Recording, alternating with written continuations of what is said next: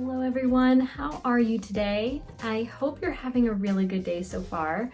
If you're new to my channel, my name is Taylor. I come to you from Baltimore, Maryland, and on my YouTube channel here, I feature content that is generally focused on knitting and spinning. In this episode of what I call the Thread to Mend podcast series, we sit down or stand up and I share with you all the things that I'm making in real time. I want to thank you so much for taking a moment to click on this video. If you like it, please give it a thumbs up. It helps me so much in growing my channel here on YouTube. In this video, I have so much to share with you guys, and still I feel like it's never quite enough. The first thing though is my finished Ducat Sweater by Kate Davies. It's a little bit wrinkled. I wore it already this week and had it thrown over a chair for a day and a half. And I regret not putting it on to wear today. I talked a lot about it in my previous video, so if you want to hear all the details about this, you can check that out. I did simply complete a tubular bind off. So the only thing I haven't shared with you on this project is that I did a twisted rib, and I twisted the knit stitches in the 4 kind of preparatory rows of knitting before doing the sewn bind off, and this garment is finished. I will wear this in our next video so that you can see it on a body. I'm sorry if I disappoint you in not showing it now, but I want to make sure it's nice and crisp and looks fresh for you in my next video, because I don't want to get dressed again and pick out a new outfit. This is my favorite dress. It has pockets on both sides and it zips up the back. And I feel like a magical witch. I also have an update on my Slipstravaganza. I have woven in all my ends. I'm using a little bit of my hand spun, which is this gorgeous gray color here, which I'm holding together. Where's my project bag? I'm using this amazing vintage clutch as a project bag, which is so great because you can just throw it under your arm. And it opens out like this and it stays open. So I'm really enjoying this as a project bag. And in here I have the pattern instructions as well as the second contrast color I'm using. This is Ocean by the Sea silk mohair, and this is a skein of yarn I got from Knit Crate. It's a merino nylon blend. And I'm using this Barocco yarn. It's a blend of 20% yak, 20% alpaca, and 60% merino. Have in this other bag here brand of yarn I'm using for the main color. So I'm really enjoying this project so far. I am not a shawl knitter. There's so many instructions when knitting shawls, and something that I have simply noticed while working this design is how simple sweaters really are. I know they're very intimidating for some people. I just want to say sweaters very often have fewer instructions than these, opulent designs. So if you're intimidated to knit a garment, just give it a try. Just start. Just cast on and do one step at a time, and you'll find that the shape of a sweater is no more complicated than the design of the most complicated shawl you might have ever made. I did make a mistake that I just continued to repeat so that it didn't appear to be a mistake. In the design, you alternate the colors within each of the honeycombs. So this, and this row, they would all have 2 pink stripes based on the way I did it. And then every other honeycomb row was supposed to alternate, and I didn't. I forgot to alternate. And I just knit the same stripes in each of the honeycomb rows. And so my design is gonna be a little bit different than the actual pattern because of that, but I don't hate it. So I just kept going, and I'm not quite worried about the yardage. So it's possible because you can see there's 3 rows of gray, and I was supposed to alternate and have 3 rows of pink in every other.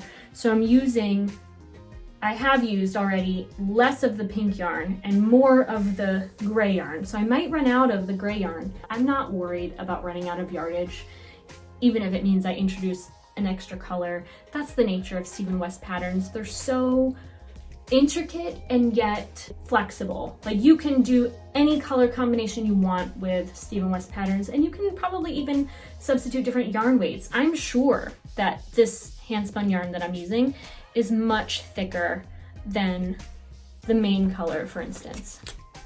And there are parts of this handspun that are probably double the thickness, and yet it still works. This is really the only project I've had time to work on. I wanted to swatch for the, where is it? My yarn room is such a mess right now. I know in my previous video I shared with you guys the yarn I picked out for the vest design from this publication, but I decided I'm going to put that project on hold. I'm going to knit that closer to the spring, maybe in January or February, and right now I really want to work this cover design. There's a lot of sleeve, and so it's going to take a fair bit of time, so I figured I better cast this on sooner than later, especially if I get the chance to wear it this winter, which would be ideal. I love to knit with Shetland wool, but honestly, I cannot wear it for very many seasons here in Baltimore. I want to make this ASAP, and I think I mentioned in my previous video, I only had one pair of size 4s, which I'm using to work the Stephen West shawl. So I went online and I purchased 2 more of these, and I'm going to show you some more pictures of the design. The pattern is there, and there's so many color variations of this in the published pattern. And so I don't know if you've already seen this or not. What else? I'm currently knitting a dog sweater for Starship Enterprise. This is a little bit of the yarn I'm using. It is hand spun. I'm just gonna knit a sweater and I'm gonna see how it works, and I'm gonna let her wear it for a while and see how it fits. It has this gorgeous rainbow stellina. I don't think that the camera is gonna pick up. And I still have other yarns set aside for future dog sweaters. I wanna make her a little row pullover to match my row cardigan, and I would also like to make a little O-knot cardigan, O-knot pullover for my doggie as well. So maybe that will be the future dog sweater pattern I come out with. I just have to make sure to get the right armhole shape fit situation together. In this vintage clutch, I have the yarns I've picked out for the Bear pullover.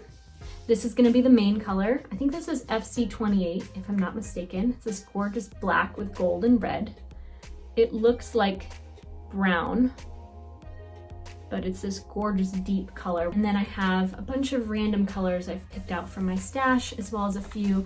I have more skeins of these that I will use as necessary, but these are the colors I've chosen for that project, and I hope to cast it on and have at least a swatch to share with you guys next week, if not the beginning of that pattern. And I'm looking around at the yarn in front of me, and I just have so many plans. Like, I talked about making pockets for my row with this, and I have that sitting out, but I don't know when I'm ever gonna get around to that.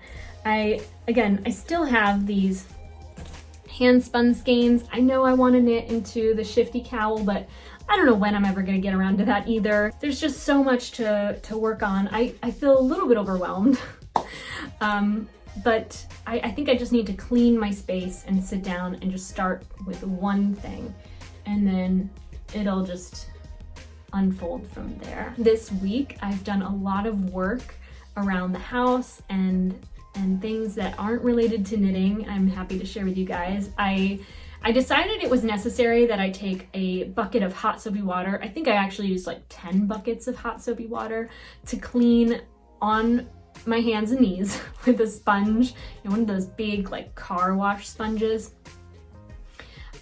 My basement floor. We don't have a finished basement, it's just a painted floor and painted stone wall. I've washed that floor once before, but only once in the 5 years that we've lived here. So I swept it really well, I vacuumed it really well, I washed it from corner to corner, and we purchased a few new rugs for the house. And so I was able to move down to the basement our old washable rug that we had previously in the dining room. So I'll take a little snippet of video to share with you guys our new rugs in the house because I find them very exciting.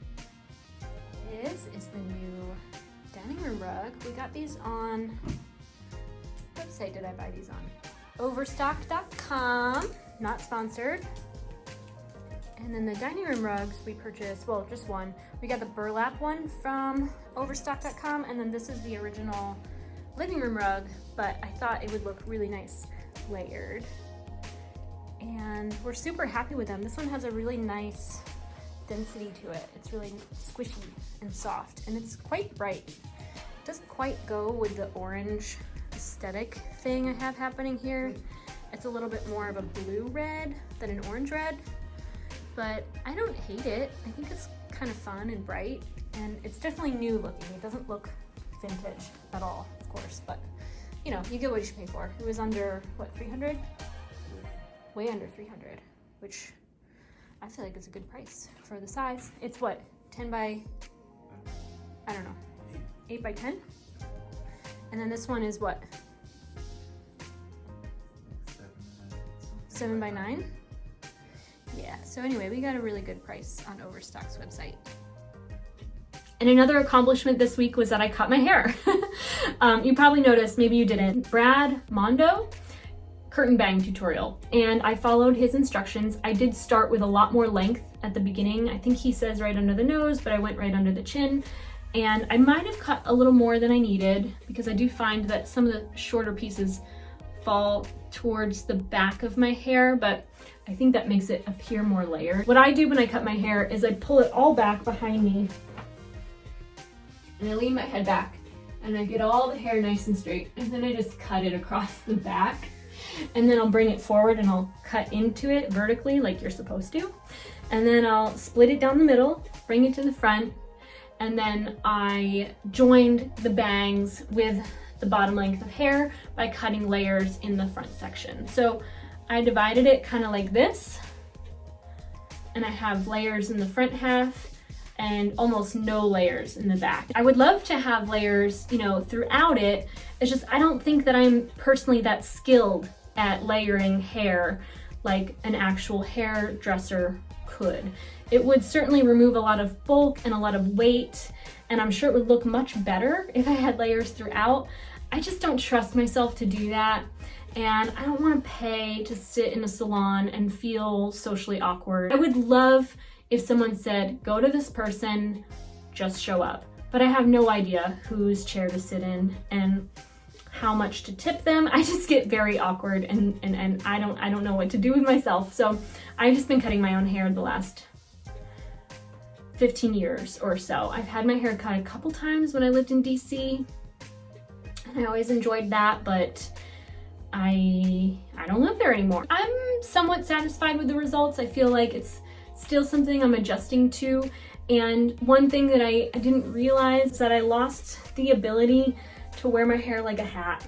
You know, I always show you guys how I wear my hair up on my head, and now that I do that, I can't get the same thing in front. See, my hair is just short enough that it falls out of the twist,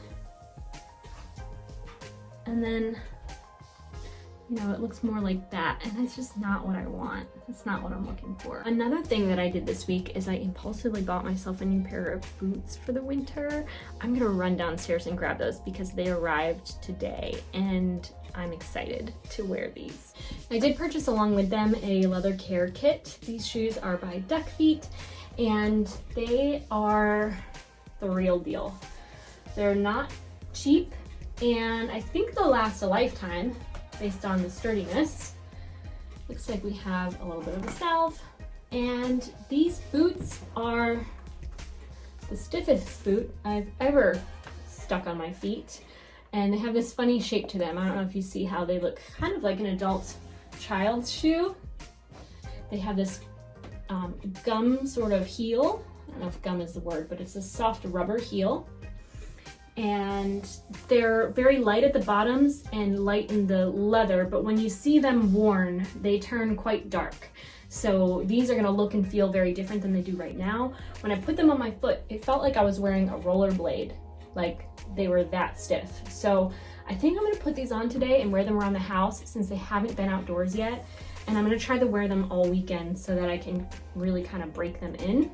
If you have any tips for me on how you would break in a really stiff boot like this, do let me know. They are shearling lined, but this should be very, very warm and cozy. I want to thank you guys so much for joining me in this episode of the Thread to Mend podcast. I hope that you have a wonderful day. If you want to find me on social media, my name is Tayloreowen on Ravelry, Instagram, and Twitter. You can find me on TikTok as Taylor Knits. And again, I want to thank you so much for watching. If you haven't already, please subscribe to my channel. Hit the bell for all notifications. That way you know when I have new content uploaded. Again, I hope you have a wonderful day and that you take care.